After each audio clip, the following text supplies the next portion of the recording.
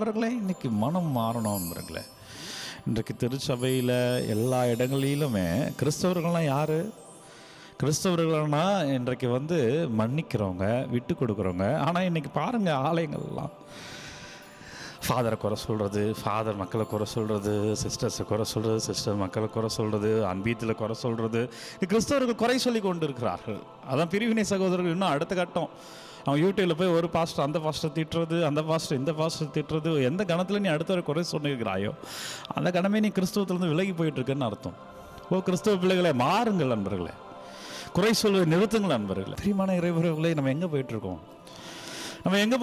நம்ம அமைதி ஏற்படுத்துகிற மக்கள், நாம் விட்டு கொடுக்க வேண்டிய மக்கள், நாம் ஒரு கணத்தில் இருந்தால் மறு கணத்தை காட்ட வேண்டிய மக்கள். நாம் எத்தனை முறை மன்னி அப்படின்னும் போது கணக்கில் எடுக்காத முறை நீ மன்னிக்கணும். 7 முறை அல்ல 70 தடவை என்று சொல்லுகிறார்.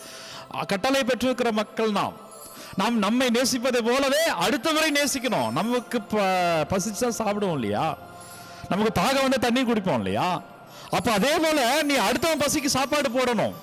அதுதான் நீ உன்னை நேசிப்பது போல அயலார் நேசி. எப்படி நீ தாகம் தண்ணி குடிப்பியோ, ஒரு நல்ல ட்ரெஸ் உனக்கு வாங்கி வைத்துக் கொள்வியோ, அதே போல கிறிஸ்தவலா இருக்கிற நீ என்ன பண்ணணும்னா அடுத்தவன் தாகத்தை தண்ணி கொடுக்கணும். நீ உனக்கு நல்லதை நீ பெற்றுக்கொள்வது போல, நல்ல ஆடை நல்லதை பெற்றுக்கொள்வது போல நீ அடுத்தவனுக்கு செய்யணும். அதை மத்திய 25 சொல்றாரு. நான் தாகமா இருந்தேன், தண்ணி கொடுத்தாயா? நான் சிறையில் இருந்தேன், என்னை பார்த்தாயா? நான் அந்நியனா இருந்தேன், ஏற்றுக்கொண்டாயா? நான் ஆடை அன்றி இருந்தேன், எனக்கு ஆடை கொடுத்தாயா? ஆனால் கிறிஸ்தவர்களாய் நம்ம இன்றைக்கு வெறுப்புகளை ஒவ்வொரு கிறிஸ்தவனும் ஒவ்வொரு அன்பியங்களிலும் ஒவ்வொரு பங்குகளிலும் அவங்க நான் நல்லா வளர்ந்துருக்கேன், நான் நல்லது செஞ்சிட்ருக்கேன், இந்த மக்கள் அந்த மக்களை குறை சொல்கிறது, அந்த மக்கள் இந்த மக்கள் குறை சொல்கிறது, நமக்கு யாரை பிடிக்கலையோ அவங்கள போய் தப்பாக போய் பேசுறது. என்ன பண்ணிகிட்ருக்குறோம் நம்ம? இதை தான் ஆண்டு விரும்புவாரா? கிறிஸ்துவராகிய நம்மிடமிருந்து, குறிப்பாய் கத்தோலிக்கர்களே, நம்மிடமிருந்து எதிர்க்க பார்க்கப்பட்டது இதுதானா?